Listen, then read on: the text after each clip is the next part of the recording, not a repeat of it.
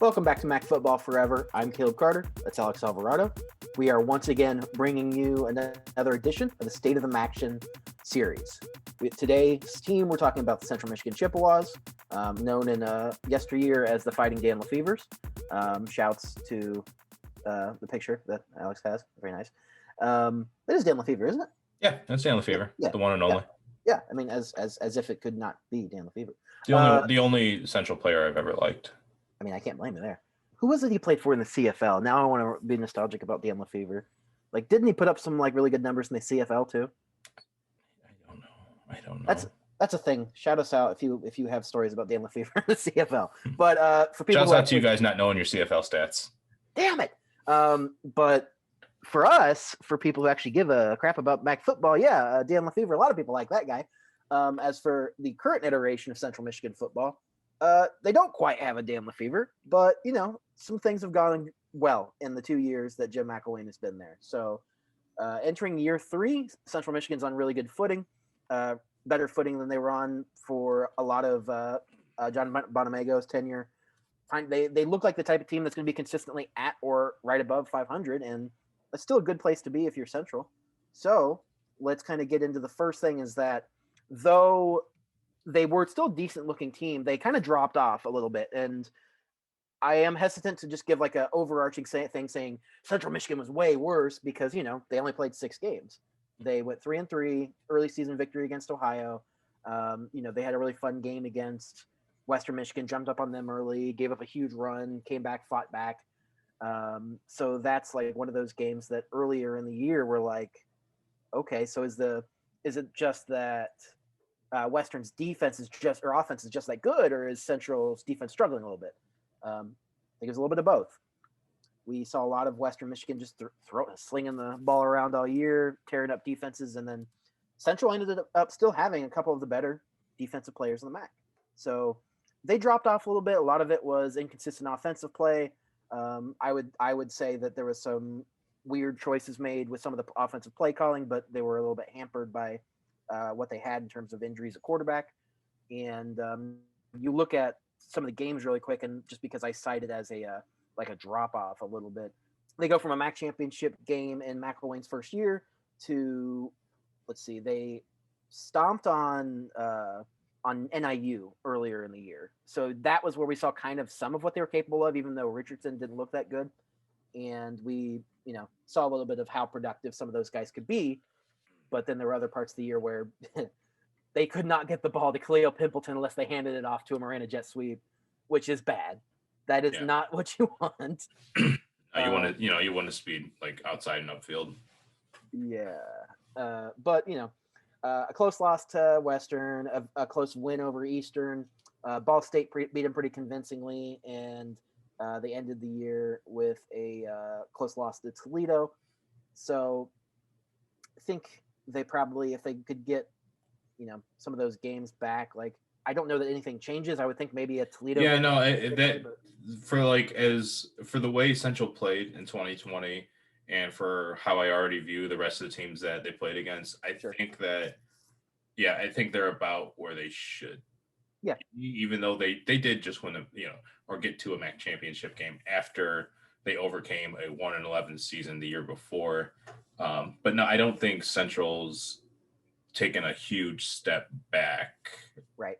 Like catastrophically. Their losses are understood and deserved. I mean, the only thing they're probably looking at just, wanting to be better defensively in some of these games, and maybe wanting more of a chance for Daniel Richardson to be more developed and just more offensive production. But taking a look at, some of the guys they had that did big things. I mean, they had a couple all MAC defensive players. First off, let's just look at where they were still good. I mean, Derek Smith on the offensive line was a second team all MAC player. Khalil Pimpleton, obviously was still doing a lot. Ja'Cory Sullivan was still good. And then Lou Nichols was a freaking revelation at the running back spot, really kind of overtook Kobe Lewis. So they were still solid. The specials were good. They, between Meter being the first team all-MAC kicker and Luke Elzinga being the first team all-MAC punter, specials were still good. They were good on kick return type stuff. And Troy Hairston. Yeah, stuff is still good. We'll get to I'll get to the defense more, but obviously, yeah, Troy Hairston was an absolute stud this past year, creating havoc in the backfield. But let's skip to. I am curious to talk a little bit more. I'm going to flip the script on you a little bit rather than do the QB spot right now. We'll come back to that in a second. For now, I want to talk about the defense when we talk about Troy Hairston. That's sharing the MAC Defensive Player of the Year award. Really, kind of just doing a lot in the backfield. I think he had 5.5 sacks. I want to say 12 tackles for loss. A lot of multi-tackle for loss games. And Mohamed Diallo is gone out in the transfer portal. So when things were working well for Central, it was a lot of guys up front, but also Willie Reed and Devontae Reed in the secondary were also all MAC performers. So when Central Michigan was playing good defensively, what impressed you about them, Alex? I mean, we talk a lot about Troy Hairston. He made a lot of plays, like you said, in the backfield. He really was the defense's quarterback just because he was just commanding everything on the field. Like, he really did set the tone out there, and that's really impressive to me. And I talk about, does this defense have playmakers? Does this defense have playmakers? And you've heard me if you've been paying attention to these previews, you've heard me say, stuff like that with, NIU. NIU needs defensive playmakers. Toledo, they have some guys, but like they need guys to like make more plays. Central has, it's shown that it can create and make new playmakers on that side of the ball through coaching changes, through pandemics. And that's a real testament to those players and the roster or the culture that those players set for themselves year in and year out. That has more to do with them than it does any coaching staff. And I firmly believe that. And Harrison's just carrying the torch for them. So moving forward for that defense, what impresses me is that they've been doing that. And I'm so impressed that I believe that they'll just keep doing that even after Harrison graduates next year. And they do have guys that do leave. Like Diallo, it's going to hurt, but I'm excited to see who fills in because usually that guy's pretty exciting. Yeah, and I mean, it is kind of crazy. I think that I'm hoping that it's not just recency bias on my end, but I think we agree that CMU will turn guys who played like a little bit as a sophomore into a stud as a junior, into a star as a senior. Or they'll have a guy that, contributed as a freshman and was decent as a sophomore, and then is just really good the next 2 years. They seem to do that with consistency. There's always a couple guys, either whether it's in the secondary or up front, that they just turn into really good football players in their time at Central. And obviously they've turned out some NFL caliber defensive backs. They've had some really good pass rushers in recent years, and they've had excellent linebackers. And in some sense, it's almost surprising to me that Harrison is only the third Central player to earn MAC Defensive Player of the Year. The first since Dan, I don't even know how to pronounce his name, to be honest with you, but Dan Bezwin? I don't know. That was 2005. And then Ray Bentley in 1982 was the only other Chippewa to win MAC Defensive Player of the Year. So didn't know that. That's interesting. Yeah. So, I mean, Troy Brown, too, being another stud for them at linebacker. They had players everywhere. And so if you're them, you would like to have been better, like not giving up 45 points, even if it was to a really talented Ball State team. Yeah. Not giving up, I mean, what they did against NIU, you would have liked to have seen that maybe 2 or 3 times. But, they did it to a winless team. So, they got to figure out a few things defensively that, shore things up that they can be a championship caliber team again. This is where they were not going to win in shootouts. And so I think we first saw that against Western, where even though they had a comeback, the offense was just hindered by Richardson's inexperience. And then it was just too medium too late in that Western game. Yeah. Ty Brock being a transfer who got to see some time, like kind of a feel-good thing for him to go in there and play some major minutes for Central. And then because I'd have to look back through like what I found, but I remember seeing like a tweet that was just kind of like, oh, that's really nice, like good for Ty Brock. But now Daniel Richardson he's still the present and the future. He just has to get healthy. They were throwing him out there banged up because they just didn't want to have to go to Brock, but they did. Richardson still has potential. He's got a good arm, but I think we both hopped on the holy crap, Richardson's going to be great train after the Ohio game, when even against NIU, when they were putting up 40 points, he didn't really look all that good. Yeah. And and like I don't have him in front of me, but statistically, like that Ohio game is not, he didn't tear things up. What impressed me about him there was just like his physical presence and his like Sure. his just his competitive edge. I just like that what he brought to the table. Like he could have been so bad and could have been like so timid, but he just was not that. Even in spots where he made mistakes, he wasn't afraid to kind of have like a Mamba mentality and kind of like brush things off and keep things going. So I'd like to see that out of his first start and like that measuring stick game that we kind of put that Ohio Central game of 2020 at, where we say like that's the game where we learn the most from. Yeah. Yeah. But still, like Richardson he still ran into a lot of mistakes moving forward. They blew out NIU, but I'm remembering a set of back-to-back plays where defensive ends on each side of the line batted down his throws to the left and to the right.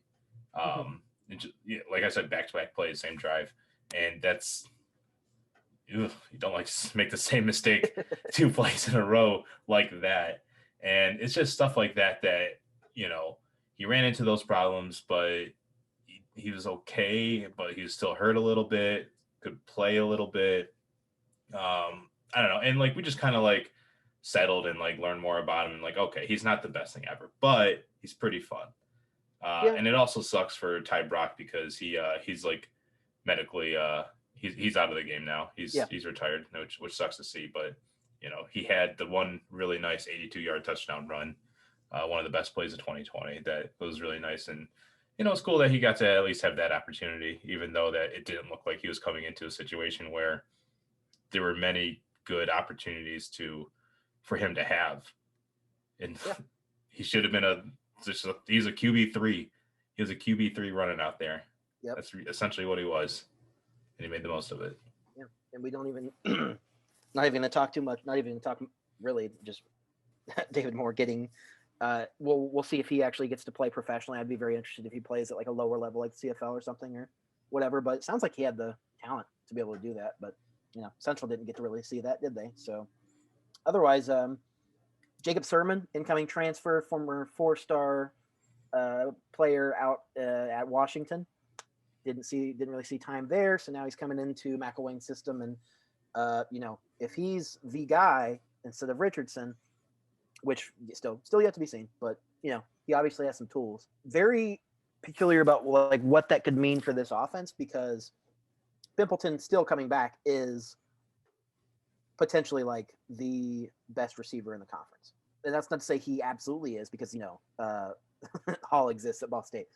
And really, I guess you could even argue that Hines has the potential to be the best one next year too. Hines Tyler rather, but Pimpleton still could be like the best offensive playmaker in the MAC, given the right opportunities. And we saw more of it 2 years ago than we did last year. And then this past year they used him a little bit in some speed, not speed option, but like kind of like some jet package type stuff, and going left to right a lot out of the backfield. And so, there's a lot to like there. And Kobe Lewis and Lou Nichols were fantastic out of the backfield. Lou Nichols, one of the best young running backs, best young G5 running backs in the country.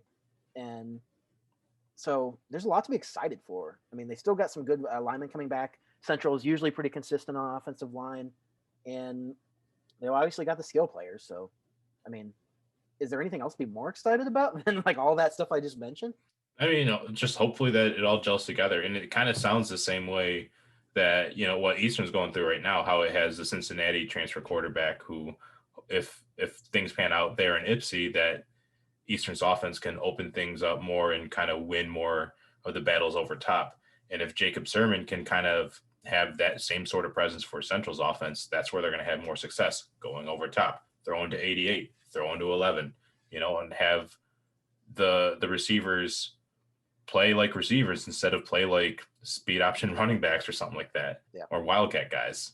They can focus on being good at receivers and hopefully make a little bit more cheddar in the NFL because of it, or whatever. I don't know, but yeah, that's kind of how I view the QB spot. But Daniel Richardson, it wouldn't surprise me if he came out as QB1 by the start of 2021. That wouldn't surprise me either.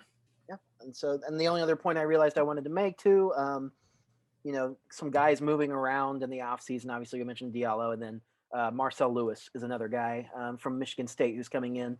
That maybe he's that guy who's elevates and becomes one of the better defensive players on that group. So, just wanted to get his name in there before we move on to McElwain. Don't need to say a lot about him being what he did in his first year, other than just took him to a MAC championship game a year removed from a 1-11 season. As we've talked about on the show before, he had more pieces than maybe I would have given him credit for from the 1-11 season, because Central tends to just have those pieces anyway. And a year, they're now after going 3-3 last year, we're kind of in agreement that they're in a similar place, or in a place where they should be. You probably wouldn't have seen much of a deviation from 3-3, maybe 4-2, whatever. But going into his third year, he's already 11-9. So not like phenomenal, but I mean, the thing that matters, 9-5 in the MAC in his 2 years. He's 7-2 at home in his 2 years in the MAC, and really, given the types of standouts they have on both sides of the ball, there's really no reason they couldn't win the MAC again this year. And McElwain's got them in a great place. Maybe, yeah. I mean, but the three teams that that they really have to look out for: Western, Ball State, Toledo. They did lose to them all last year. They lost to Toledo by 1, which is slim. The Western game, it was bigger than what the final score says. And same with Ball State. They're all returning a lot of good pieces. All three of those teams are. And Central could have, just as many improvements as those three teams too. But I'm not convinced that it could keep up and outscore them. Honestly, I don't see them putting up 30 points in each of those contests until, I'm proven that they can do that with repetition in 2021, because I didn't really see it last year either. I'm not going to assume that the quarterbacks are going to be better. Sure. But I can assume that McElwain's going to coach them well, and he's done a good job at putting them in positions to succeed. McElwain's taken guys to, that aren't great talents at all aspects of the football field, but he's found yards out of them. You remember who was the one quarterback? Tommy Lazzaro. The only reason that guy ever exists is because it's because McElwain and outgoing offensive coordinator Charlie Fry, who's going to the Miami Dolphins to coach up with Tua again, he put their backups, their QB3s like Ty Brock, in good position to find yards that they probably otherwise wouldn't have under most other coaching staffs, honestly. Yeah, I mean, they got to a MAC championship game with Quentin Dormady as their quarterback too. So yeah, and I'm not overwhelmed with the talent that's coming back on this roster, but I think I have a higher. I know that McElwain does a better job than I give him credit for, and that I just have to honor that.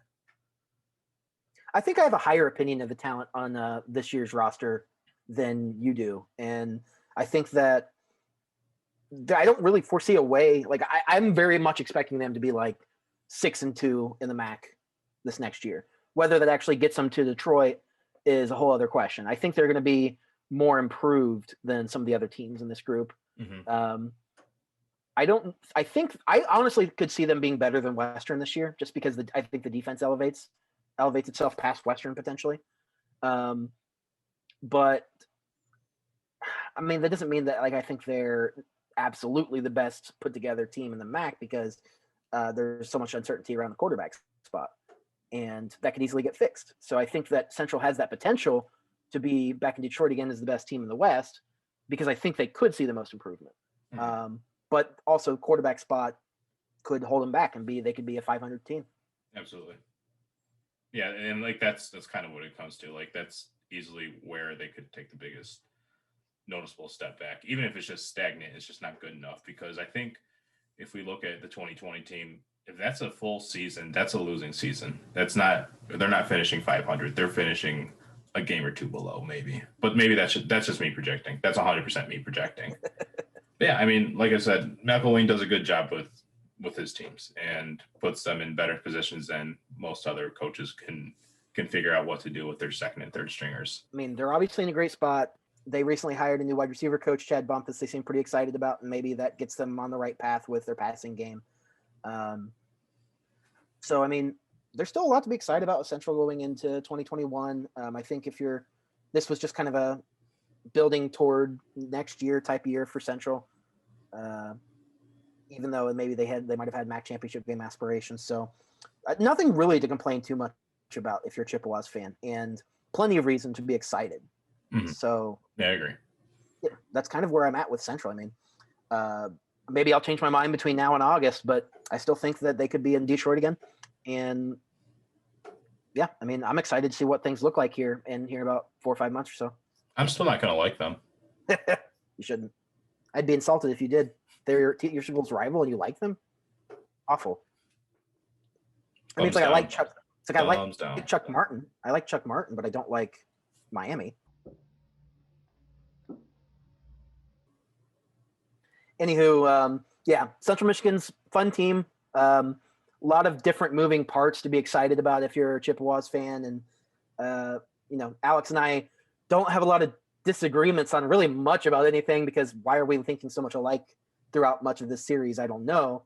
We just must be incredibly intelligent individuals. But I think we do disagree a little bit on like the level of talent and how good they should be. So we should hash that out more at a later date, just for the sake of arguing about something. But for now, yeah, thanks again for tuning into the State of the MACtion series. This was Central Michigan football. Hopefully you go back and listen to our episode about Bowling Green, and check out all other ones on YouTube. Follow us on Twitter, Mac Football Forever, MacFB Forever, and shoot us a message about what you think of it. Appreciate you guys tuning in.